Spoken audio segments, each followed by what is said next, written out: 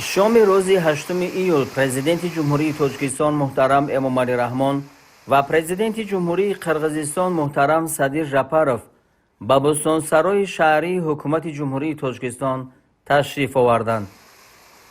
پیشوای ملت محترم امامعلی رحمان و افتخار مهمان عالی مقام محترم صدیر ژاپاروف با نشان قدرشناسی در فضای دوستی و برادری محفل شام دوستی برپا نمودند.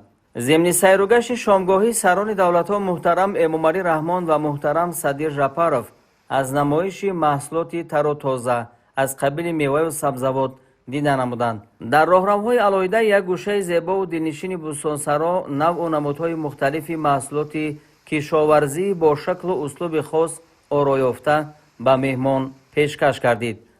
رهبر کشور همسایه با امکان و ذخیره‌های فراوان کشور ما در سمت استحصال میوه و سبزیجات خوش صفت و خشک میوه‌ها اینچنین نمودهای گوناگون طعام‌های خوش لذت شناس شدند. پرزیدنت قرقیزستان صدیر ژاپاروف برای مهمان نوازی خاص تاجیکی که از جانب رهبر دولت تاجیکستان محترم امامعلی رحمان ظاهر گردید اظهار سپاس و خوشنودی نمودند.